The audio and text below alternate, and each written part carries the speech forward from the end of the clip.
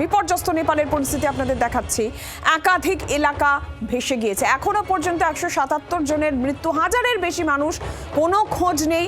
তাদের মধ্যে 288-রও বেশি ভারতীয় পর্যটক রয়েছেন যাদের কোনো খোঁজ পাওয়া যাচ্ছে না। একাধিক জলবিদ্যুৎ কেন্দ্র কার্যত ধুয়ে মুছে সাফ।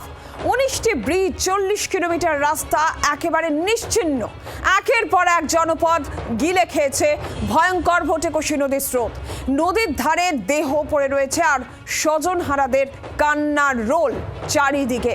ভয়ঙ্কর মহাপ্রলয় নেপালে।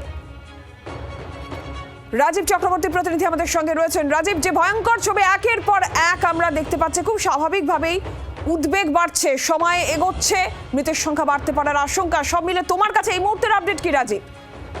দেখো, আমরা অনেক আগেই জানাচ্ছিলাম যে সংখ্যাটা বলা হচ্ছিল 133, সেই সংখ্যাটা বাড়বে এবং একেবারেই কয়েক ঘন্টার মধ্যে সেই সংখ্যাটা বেড়ে গিয়েছে এবং সেটি 288-তে পৌঁছে গিয়েছে। তুমি বুঝতেই পারছো, এখনো পর্যন্ত বলা হচ্ছে এটি প্রাথমিক খবর, অর্থাৎ এই সংখ্যা আরো বাড়তে পারে। ভারতীয় সংখ্যা 288 জন যারা নিখোঁজ রয়েছে, যারা নেপালে ছিলেন, কেউ বেড়াতে গিয়েছিলেন, কেউ কাজের প্রয়োজনে গিয়েছিলেন, যার মধ্যে পশ্চিমবঙ্গের 32 জনের কথা বিদেশ মন্ত্রক বলছে। সম্রাট ট্রাভেলসে রসুয়া জেলার সিমোর, একেবারে যেখানে সব থেকে ছুটি যায়, সেই জায়গায় তারা ছিলেন, তাদের সন্ধান পাচ্ছে না। এই সঙ্গেই এর মধ্যে রয়েছেন এই 288 জনের মধ্যে ত্রিশুলি এক জলবিদ্যুৎ কেন্দ্রে চাকরি করতে বা কাজের সূত্রে গিয়েছিলেন এবং 21 জনকে উদ্ধার করা সম্ভব হয়েছে এখনো পর্যন্ত। ভারতীয় রাষ্ট্রদূত তাদের সঙ্গে কথা বলছেন।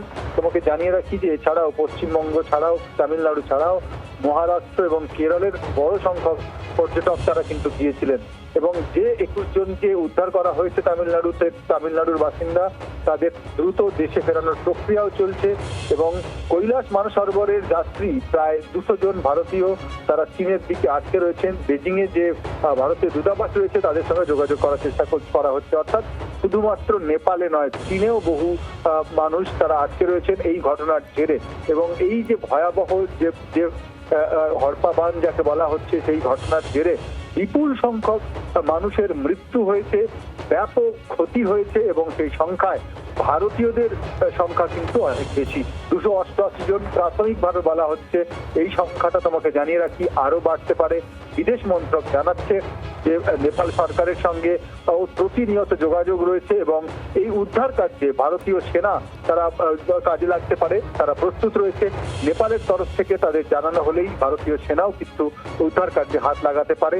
ইতিমধ্যেই 2 দফায় ত্রাণ পাঠানো হয়েছে এবং ত্রাণ সামগ্রীর মধ্যে জরুরি ওষুধ, খাবার, এছাড়াও বেশ কিছু হাইজিন কিট ইত্যাদি পাঠানো হয়েছে।